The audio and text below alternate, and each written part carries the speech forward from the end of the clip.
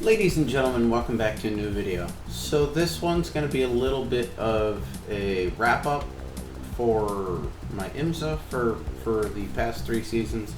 I've been going through and I've done one at each level. So to first start out, we started with the GT3s. Now back when I started, this car and the Audi R8 were the 2 GT3s that were in the IMSA category. This car has, however, been taken out of the IMSA category, but it was still an awesome car to drive. It has 500 horsepower, weighing in at about 1,300 kilograms. 1,330 is what iRacing says, so a little chunky. It's got a big wing, big old V8 stuffed in front. Lots of fun. Absolutely great car. One thing that sort of sucked is, being that it's such a big car, it's just big and junky, getting out of the way sucked. You would get run over a lot just because everybody's trying to get around you, and this big old front engine rear wheel drive V8 just sometimes couldn't get out of its own way. But a lot of fun to get started in IMSA, because being a slower car, you're not really pushing for trying to be the fastest guy on track. You're just trying to enjoy the multi-class, drive around, and have a good time, which is what this car provided. This car provided my first foray into IMSA, into multi-class racing in general. Now, second technically if you consider the SimLab Production Car Challenge, but this was the first real look into multi-car racing that I had in iRacing, and it was just so much fun. This was back when IMSA was a C-class category as well. So they bumped that up to B the second season I was in, and I don't really mind it, because I think that might have been part of the reason why I was getting run over so much, was because everybody was running it. Anybody who had just gotten out of D class, just, oh, let's go into IMSA. But I think that was part of the reason why I kept getting run over all the time. Alrighty, then, second season, we ran the C8R. Absolutely awesome car. The first time that a Corvette has been mid-engine. This one has 550 horsepower, weighing a little bit less than the Mercedes weight at 1,250 kilograms. A little bit better aero, a little bit more power, and oh, is this car so planted. I love this car. I haven't tried any of the other GTEs, so I don't know what those are like in comparison, but the Corvette was just so much fun to race. I enjoyed every moment of it that season. Was it the greatest for iRating? Not always. Sometimes it was good, sometimes it was bad. It really depended on the race, depended on the track. But definitely going to be coming back to the Corvette here coming this season. And then this season we raced the LMP2. This car, looking at this fact sheet, is a little, it really sort of brings it into perspective. 600 horsepower, 930 kilograms. So this thing has a lot less weight, a little bit more power than even the GTEs. So that's what makes this thing as much of a bullet as it is.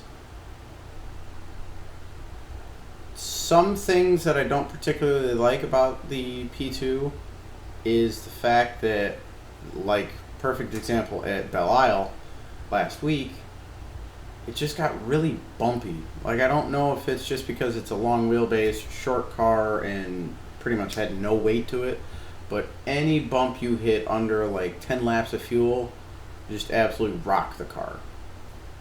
Now, don't get me wrong, it's a blast to drive. Absolutely awesome. I would love to get into like a 3-hour, a 6-hour race or something like that, but planning it is really my problem. But I would absolutely love to get into an endurance race in one of these. I think that would be an absolute blast.